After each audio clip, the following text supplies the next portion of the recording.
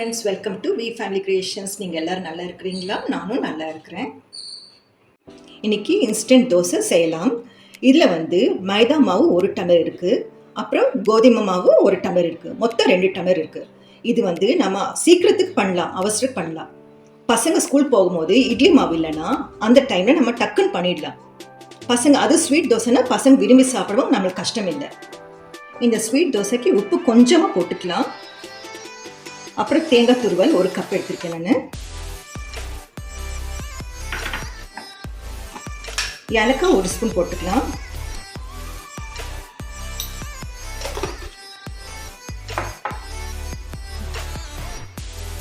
Sugar 10 spoon போட்டுக்கலாம். இல்லை இந்த ஸ்பூனு.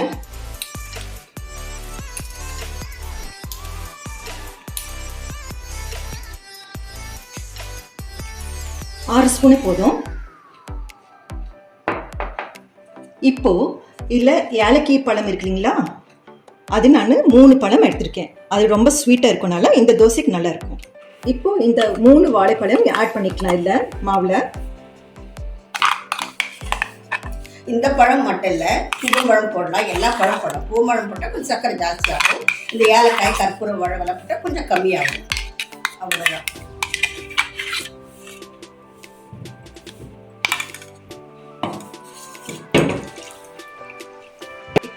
தண்ணி ஆட் பண்ணிக்கிறேன் நான்.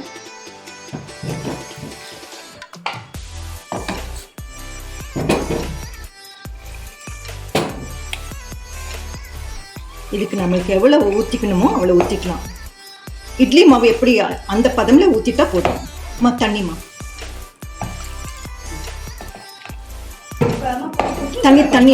தண்ணி வேணும். பாருங்க, குக்கிங் சோடா நான் கொஞ்சமாக ஆட் பண்ணிக்கிறேன், 1/4 ஸ்பூன் தான்.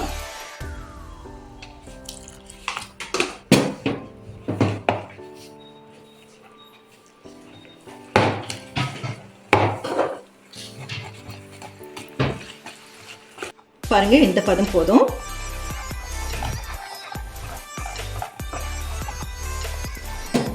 அவ்வளவுதான்.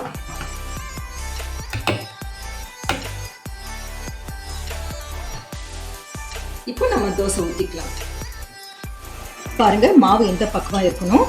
இது ஏன் இப்படி இருக்குது, சரியா மிக்ஸ் பண்ண நினைக்காதீங்க. இது தேங்காய் துருவல் போட்டிருக்கேன், அதனால இப்படி இருக்கு. தேங்காய் போடும்போது உங்களுக்கு ருசி ரொம்ப நல்லா இருக்கும். காஞ்சிடுச்சுமா?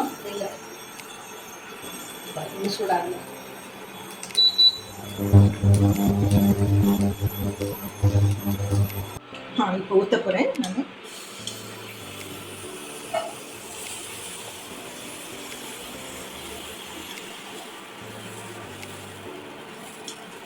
ஆயில் ஊற்றிக்கலாம், 1 ஸ்பூனு. க்ளோஸ் பண்ணிக்கலாம். இப்போ திருப்பி போடலாம். அது கொஞ்சம் ஆயில் ஆட் பண்ணிக்கலாம். இது நான் சொல்றதுக்கு மறந்துட்டேன், சர்க்கரை இருக்கு இல்லைங்களா, நான் சாதா சர்க்கரை ஆட் பண்ணல, பாரிஸ் சுகர் தான் யூஸ் பண்ணியிருக்கேன். பாரிஸ் சுகர்னா உங்களுக்கு நல்லா இருக்கும், சாதா சுகர்னா உங்களுக்கு கொஞ்சம் டஸ்டா இருக்கும், அதனால தைரியமா போடலாம். இன்னும் வெல்லம் போட்டா இன்னும் ருசியா இருக்கும். வெல்லம் நான் இன்னைக்கு போடல, இன்னைக்கு சர்க்கரை போட்டு பார்க்கலாம் அப்படி நான் போடுறேன். எப்பவுமே வெல்லம் தான் போடுவோம், ஆனா இன்னைக்கு நான் சர்க்கரை போட்டிருக்கேன். இப்போதைக்கு எடுக்கலாம். இன்னொரு தோசை ஊற்றலாம்.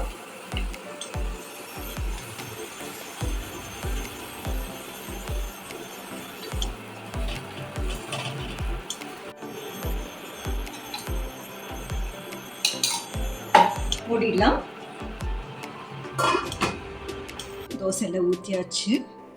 தோசை பார்த்தீங்களா எவ்வளோ ஃப்ளெக்சிபிளாக இருக்குது பாருங்க, சாஃப்டாக. பாருங்க பாருங்க, ஒரு சாஃப்டாக இருக்குது. இதுக்கு நீங்கள் ஊறுகாய் நாங்கள் வச்சுட்டு சாப்பிடுவோம். காம்பினேஷன் சூப்பராக இருக்கும். என்ன ஊறுகாய் வேணால் வச்சு சாப்பிடலாம். இருங்க,